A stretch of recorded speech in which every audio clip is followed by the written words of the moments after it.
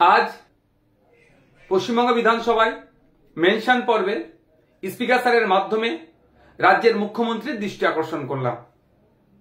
ব্রিটিশদের বিরুদ্ধে এবং জমিদারদের বিরুদ্ধে কৃষকদেরকে সংগঠিত করে যে লড়াই করেছিলেন হাফেজ বিন নিসার আলী, যিনি তিতুমির নামে খ্যাত, তার আত্মবলিদানকে যথাযথ মূল্যায়ন করা হচ্ছে না, স্বীকৃতি প্রদান করা হচ্ছে না।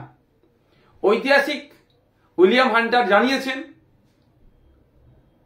তৎকালীন সময়ে প্রায় ৮৩,০০০ কৃষকদেরকে ঐক্যবদ্ধ করেছিলেন ব্রিটিশদের এই অত্যাচারের হাত থেকে এবং জমিদারদের অত্যাচারের হাত থেকে মুক্তি দেওয়ার লক্ষ্যে ঐক্যবদ্ধ করে ব্রিটিশ এবং তথা সেই সময়ে যারা অত্যাচারী জমিদার ছিল তাদের বিরুদ্ধে লড়াই করেছিলেন। এই ব্রিটিশ মুক্ত করার জন্য ব্রিটিশদের বিরুদ্ধে লড়াই করতে গিয়ে তিনি শহীদ হয়েছিলেন, আত্মবলিদান দিয়েছিলেন।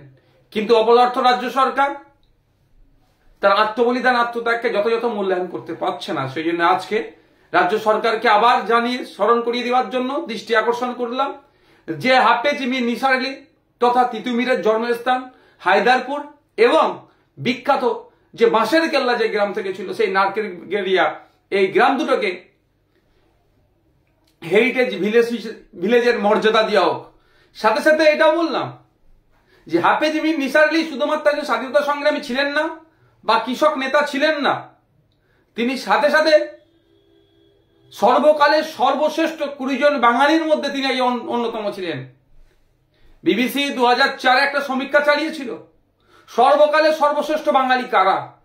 এই ধরনের সমীক্ষা প্রায় ৩০ দিন ধরে চালিয়ে ২০ জনের যে লিস্ট করেছিলেন তার মধ্যে হাফেজ মির নিসার আলী ১১তম স্থানে আছে। দুঃখের বিষয় তাকে যথাযথ মূল্যায়ন করা হয়নি।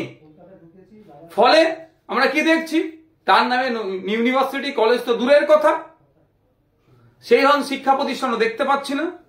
ঘটনাচক্রে দেখলাম মেট্রো স্টেশনের একটা স্টেশনের নাম, তার নামাঙ্কিত একটা স্টেশন হওয়ার কথা ছিল, রাজ্য সরকার সেই নামটাকেও পরিবর্তন করে দেওয়ার অপচেষ্টা চালাচ্ছে, যাতে এই অপচেষ্টা থেকে অর্থাৎ এই নাম পরিবর্তন করার যে সিদ্ধান্ত গ্রহণ করেছে সেটা প্রত্যাহার করার জন্য আজকে আমি মেনশন পর্বে জানালাম।